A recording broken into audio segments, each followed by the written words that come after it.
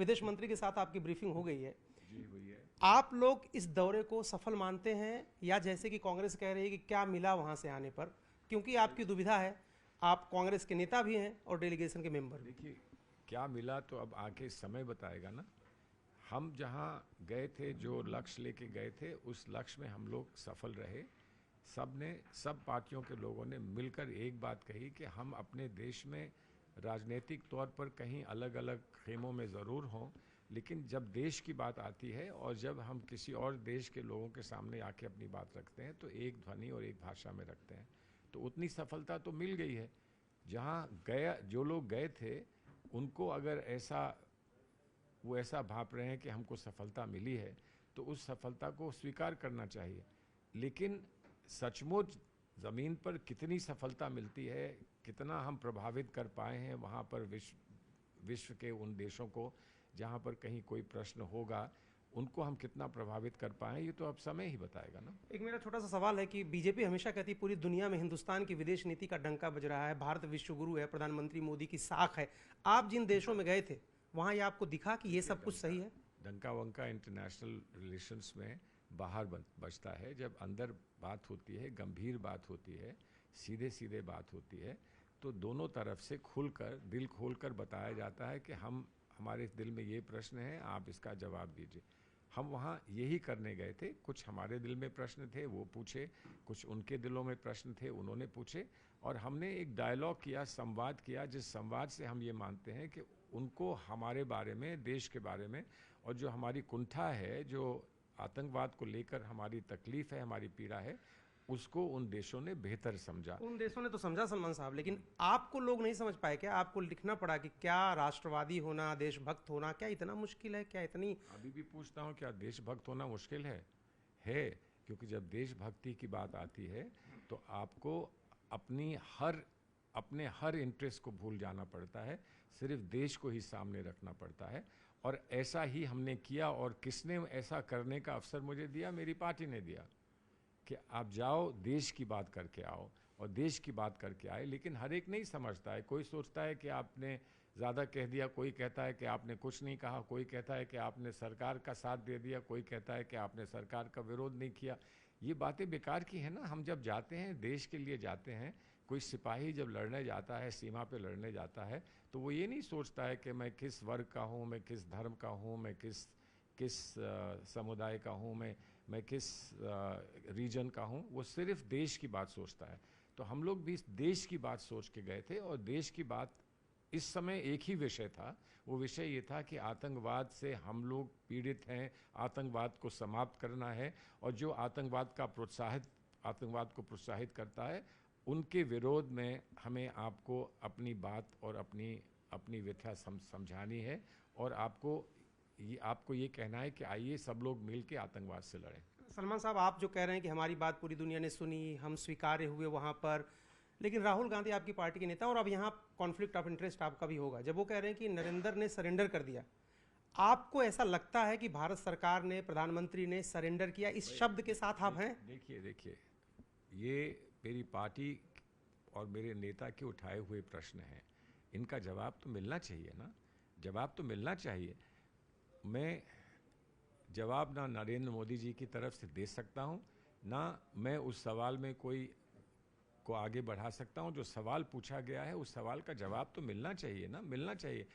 हमको जब बाहर भेजा गया था तो ना हमारी पार्टी ने ये कहा था और ना नरेंद्र मोदी जी की पार्टी ने कहा था कि वहाँ जाके यही सवाल उठाना। हमसे नहीं कहा गया था। हमसे कहा गया था जाइए और आतंकवाद से लड़ाई को आगे बढ़ाइए। हमसे ये कहा गया था। हम गए, हमने वो किया। हमारी पार्टी ने भी कहा कि आतंकवाद का विरोध करना है, आप लोग जाएं, आतंकवाद का विरोध करें। देशभक्ति की भावना से आप पूरी दुनिया के सामने भारत का जो कॉज है उसको सामने मजबूती से रखें। वो हमने रखा। सलमान साहब, आप तो अपनी पार्टी से लगातार संपर्क में रहे, लग रहा है। पार्टी ने मुझे ये कहा, पार्टी ने वो कहा, लग रहा है थरूर साहब से संपर्क टूट गया पार्टी का। नहीं, थरूर साहब से तो मेरा भी संपर्क नहीं रहा। अब इतनी दूर कहाँ फ़ोन करते, हम अपना काम कर रहे थे, वो अपना काम कर रहे थे। जब यहाँ सब लोग लौट आएंगे तो सब लोग बैठ के आपस में संपर्क कर लेंगे। जो थरूर साहब ने कहा, जो बयान आपने भी सुना होगा, विदेश मंत्री आप रहे हैं, तो आपको लगता है कि कहीं उन्होंने बीजेपी की लाइन ज़्यादा टो कर दी? आपकी पार्टी, जैसे आप कह रहे हैं मैंने अपनी पार्टी की लाइन वहाँ पर बोली, वो बोल पाए क्या? नहीं, वो बोल पाए नहीं बोल पाए, इसका आंकलन जो है वो पार्टी करे ना, पार्टी मैंने जो कहा उस पर भी आंकलन करना चाहिए, ताकि अगली दफ़ा भेजना है कि नहीं भेजना है पार्टी मुझे बता सके, या मुझे कुछ समझा सके कि जब आप जाते हैं तो आप ये करिए, ऐसे करिए, ऐसी बात कहिए। तो वो तो पार्टी का अधिकार है। लेकिन शुरू में आप जाना नहीं चाहते थे सलमान साहब? नहीं, मैं नहीं जाना चाहता था, इसलिए नहीं जाना चाहता था कि मैं ये मानता हूँ कि बहुत सारे सवाल मुझे यहाँ पूछने थे, पार्टी को पूछने थे, और मैं उन सवालों के साथ पार्टी के साथ खड़ा हूँ और पार्टी के साथ वो सवाल पूछना चाहता हूँ। तो कहीं ऐसा ना हो कि वहाँ जाकर मुझे कोई मजबूर कर दे कि मैं उन पार्टी के सवालों को भूल जाऊँ या उनसे अलग हो जाऊँ। लेकिन ये मेरा सौभाग्य है कि वहाँ ये कोई सवाल नहीं उठा, वहाँ सिर्फ बात आतंकवाद की रही। आतंकवाद पर हमने खुलकर मुखर कर हमने अपनी बात कही और वो लोगों ने स्वीकार किया। 370 के हटाए जाने पर आपकी पार्टी ने थोड़ा बहुत शुरुआत में कहा कि नहीं ठीक नहीं हुआ, फिर कहा कि ठीक है प्रोसेस ठीक नहीं था। आपको लगता है 370 कभी वापस नहीं आने वाला है? सुप्रीम कोर्ट ने भी कह दिया। क्या मालूम, अब आप मुझसे क्या, मैं सुप्रीम कोर्ट के 5 जजेस से बढ़कर कोई बात कह सकता हूँ? मैं सुप्रीम कोर्ट के 5 जजेस से बढ़कर कोई बात कह सकता हूँ?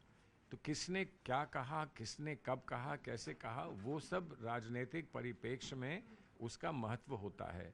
लेकिन जो भी ग्राउंड के फैक्ट्स हैं, जो भी वास्तविकताएं हैं, वो अपनी जगह हैं। तो वास्तविकताओं को मैं नहीं बदल सकता, कोई और नहीं बदल सकता, लेकिन उस पर हम क्या अपना रुख बनाएं, हम उसको किस तरह से इंटरप्रेट करें, आगे बढ़ाएं। आज एक बात क्लियर है, कश्मीर में चुने हुए लोग, कश्मीर के मुख्यमंत्री, हम सब ये मानते हैं, सुप्रीम कोर्ट ये मानता है कि जल्द से जल्द वहाँ पर स्टेटहुड फिर से दे देनी चाहिए। वो स्टेटहुड कब होगी, ये एक प्रश्न है, ये एक सवाल है।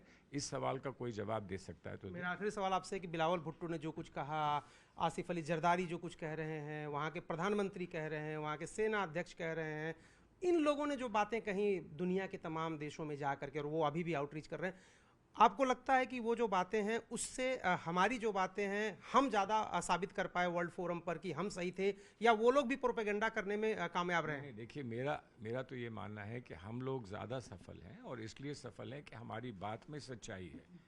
हम वो हैं जिनको कुंठा है और जिनको पीड़ा है इस बात की कि हमारे सामने, हमारी आंखों के सामने हमारे साथ खेलते हुए बच्चों को अनाथ कर दिया गया। ये कहानी हम लेकर गए और सच्चाई को लेकर गए दुनिया के सामने, और दुनिया ने सहानुभूति अपनी दिखाई। अब पाकिस्तान क्या सच्चाई लेके जाएगा मुझे नहीं समझ में आता है।